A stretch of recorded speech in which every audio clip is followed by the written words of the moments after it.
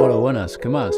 El día de hoy traigo un tutorial sobre los conceptos básicos y la interfaz del programa de dibujo de pixelar Sprite. La interfaz de inicio de Sprite constará de tres grandes cuadrículas donde podemos observar los archivos recientes en los que hemos estado trabajando y las carpetas donde se encuentran esos archivos. También nos presenta en la parte derecha las actualizaciones de la aplicación y las mejoras que ha tenido con cada una de sus versiones. En la parte superior encontraremos un botón para recuperar los sprites perdidos. Esto funciona parecido a los archivos de recuperación de Word. Esta opción dependerá de cada cuánto tengamos configurado el guardado automático. Para poder abrir un lienzo de dibujo tenemos dos opciones. O vamos a la pestaña de archivos, nuevo archivo, o vamos al icono de la aplicación y le damos en nuevo archivo igualmente. Nos aparecerá un recuadro con las siguientes opciones. La dimensión del lienzo, que estará dada por píxeles. Los modos de color, aquí yo recomiendo el RGBA. El background o fondo, en el que igualmente recomiendo el transparente, porque facilita el trabajo al tener una cuadrícula a partir de esos tonos de gris. Por último, tendremos las opciones avanzadas, que nos permitirán modificar la proporción de las dimensiones. Para el tutorial utilizaremos un lienzo de dimensiones de 124 por 124 píxeles. Una vez dentro de la interfaz de trabajo encontraremos 5 secciones. En el lateral izquierdo tenemos la paleta de colores y los colores. Esta paleta podremos bloquearla, filtrarla por saturación o brillo, usar los presets por defecto que trae el programa y que nos servirá para realizar sprites o ilustraciones con la paleta de, por ejemplo, los juegos de la Game Boy Color o de la Game Boy. Dándola a cargar, la paleta de la Game Boy quedará en nuestra interfaz para su uso. Por último, encontraremos una pestaña con varias opciones que servirán para modificar la paleta en tamaño. Podremos elegir la interfaz para la elección de los colores y la aclararemos con más detenimiento en un momento. Se podrá exportar o importar las paletas. También tenemos esta última opción, crear paleta desde el sprite actual. Para mirar cómo funciona esta opción, usaremos un Cresselia que dibujé hace un par de años. Una vez dado clic en la opción, nos aparecerá un cuadro donde podremos definir el número de colores que tendrá nuestra paleta y que el máximo será de 256.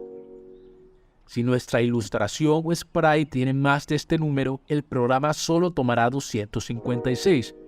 Así que hay que tener en cuenta esta limitación. Para este caso usaremos el valor que viene por defecto. Y listo, aquí tenemos los colores que usé en su momento para hacer esta ilustración de Cresselia.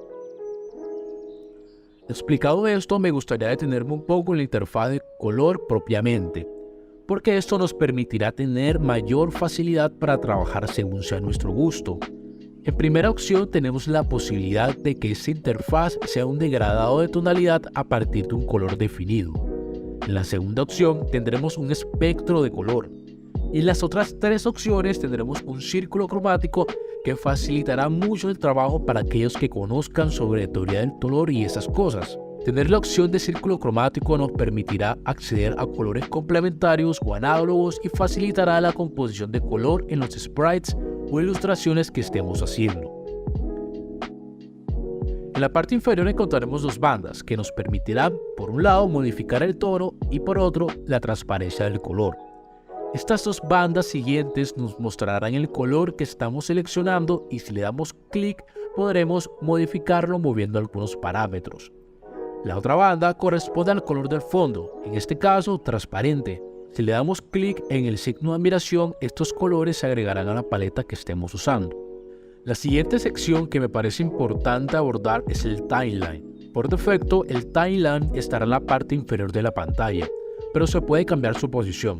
Yo prefiero en la parte izquierda porque suelo trabajar con muchas capas. Y hablando de capas, es en este timeline en el que se pueden colocar los layers como en otros programas de dibujo. También podremos colocar visibles las capas, bloquearlas para evitar su edición. Definir si queremos que cuando trabajemos con frames, lo que se haga en uno sea para todos o cada frame sea independiente. Una ventaja de Sprite es eso mismo. Permite hacer animaciones frame a frame, facilitando el trabajo para el diseño de videojuegos. Respecto a estos frames, una opción interesante es la piel de cebolla. Esta permite visualizar los frames previos o posteriores de una animación. Yo prefiero la opción de tinte rojo y azul, rojo para los frames anteriores y azul para los siguientes. Hagamos una prueba. Se puede ver que cuando pongo a correr la animación es posible visualizar la ubicación previa y la posterior que tiene lo que estamos dibujando. Dentro de las opciones de la piel de cebolla podemos aumentar o disminuir la opacidad de todos los pasos previos o posteriores. O también podremos jugar con la opacidad de los pasos más anteriores o más posteriores. Aquí vemos que mientras mayor sea la opacidad, los frames más anteriores no se verán. Mientras que si tenemos una opacidad menor, podremos identificar cuál era la posición del sprite varios frames atrás. Otra opción interesante es la de generar un loop solo con frames marcados. Para marcar unos frames basta con seleccionar una porción de los frames e irnos a la pestaña de vista y darle a la opción de configurar sección de loop. O también dando F2 desde el teclado. Y como podemos ver, al tener la opción de generar loop solo en los frames marcados, la animación solo correrá dentro de ella. Si le damos doble clic sobre el texto que dice loop, podremos modificar o cambiar el nombre y crear secciones de la animación a partir de las acciones, cosa que nos facilitará un montón el reconocer en qué parte de la animación nos encontramos. Es posible hacer marcadores de frames dentro de marcadores de frames. Continuando con las opciones de la piel de cebolla, podemos elegir si queremos que solo se aplique esta al layer o capa actual o donde estemos situados. Aquí estoy colocando algunos elementos en el layer 2. Como vemos, al activar la opción, dejamos de ver el recorrido que hace este y solo podremos ver el correspondiente al layer 1. Esto es muy útil para no confundirnos cuando tenemos muchos elementos animados y nos interesa tener la piel de cebolla activada. Por último, tenemos la opción de definir si queremos que la piel de cebolla se muestre por encima del sprite o detrás de este.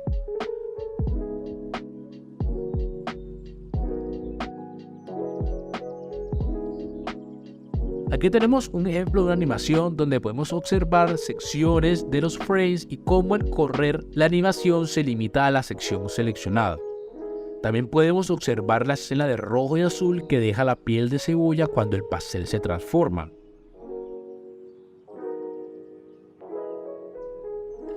Continuando con la tercera parte de la interfaz de trabajo de Sprite, tenemos las herramientas que realmente son muy parecidas a las de Paint. Hay una herramienta de selección, en la que podemos seleccionar por cuadrado, círculos, de manera libre o libre a partir de polígonos. Me detendré un momento en la herramienta de selección de la varita mágica porque creo que es la que más suele usarse cuando se trabaja con píxeles. Aquí tenemos otro ejemplo. Si nos vamos a la capa del cielo, podremos seleccionar una de las franjas de color que lo componen. Lo que hace la varita mágica es seleccionar todo el conjunto de píxeles que poseen el mismo color y sean continuos. Aquí lo vemos en otras franjas. Ahora, si miramos en alguna figura más orgánica, como las nubes, vemos que está seleccionando toda la mancha de píxeles del mismo color. Siguiendo con las herramientas de Sprite, tenemos el lápiz de toda la vida y un sprite. Tenemos un borrador que tampoco tiene mucha ciencia, la verdad. Un gotero para seleccionar colores, una herramienta de zoom y de mano, que yo personalmente recomiendo utilizar el scroll del mouse para ello, pues facilita realmente un montón el uso de la aplicación. La siguiente herramienta nos permitirá mover lo que estamos trabajando por el lienzo, así que hay que ser cuidadosos en caso de que al desplazar un sprite o una ilustración, esta o este quede por fuera. Tendremos una herramienta de pintura y que me parece también importante explicarla más a detalle. Usando otra ilustración como ejemplo, tenemos que si seleccionamos el layer de las manos, la herramienta de pintura coloreará todo el layer en cuestión. Esto se puede acotar haciendo una selección de la porción del layer que queremos que únicamente se coloree. La otra herramienta asociada a la pintura es la de gradiente. Esta nos permitirá hacer un gradiente en la dirección e intensidad en la que desplacemos el cursor. Podremos cambiar su forma a una esférica, céntrica y variar el patrón del gradiente con algunos que vienen por defecto en el programa.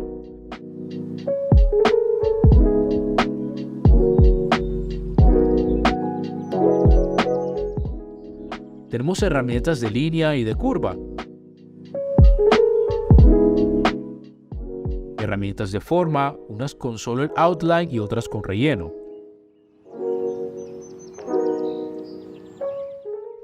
La herramienta de lazo, que a partir del trazado se rellenará automáticamente, al igual que una variante para rellenar figuras poligonales. Y por último, hay dos herramientas de blur. La primera para generar un blur más tradicional y la segunda que aplica un blur plano. Respecto a las pestañas del programa, nos encontraremos en la pestaña de edición herramientas para modificar el color.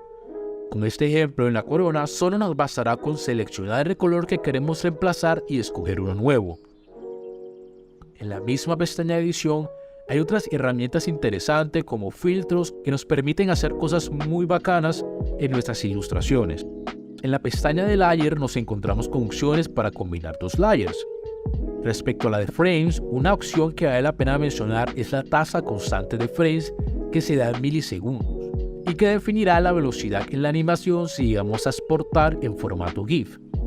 En la pestaña de vista, como ya vimos, tendremos la opción de configurar una sección del loop y mostrar la piel de cebolla. Tendremos también otras opciones extras como la grilla que permite incorporar una malla con el tamaño que uno desee.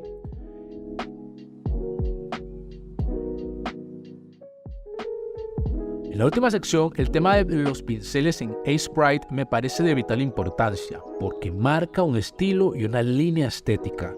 Los pinceles consisten básicamente en hacerlos nosotros mismos. El punto está en hacer un patrón con píxeles que sea de nuestro agrado, seleccionarlo y clicar Ctrl+B.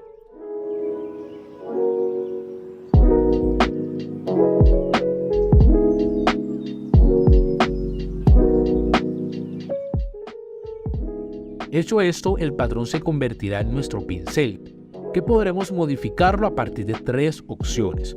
En la primera se comportará como un pincel normal, arrastrará la figura generando una escena de píxeles del color seleccionado. La segunda conservará el patrón pero generará una superposición discontinua de estos. Y la tercera, que es la más interesante, es donde podremos hacer patrones seguidos, pues el pincel se comportará como un estampado. Usando esta tercera opción podremos mezclar pinceles y generar diferentes estampados que aportarán mucho a nuestros trabajos.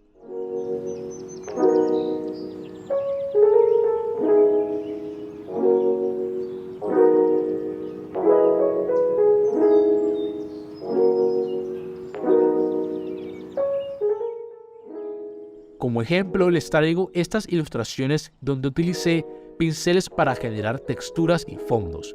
En esta ilustración de Korra de la serie Avatar, utilicé los pinceles para las texturas de la ropa, el cabello y la piel, que en combinación con el color da un efecto muy bueno, la verdad. Aquí, en la de la espada maestra, usé los patrones para hacer el fondo que integré con otras capas.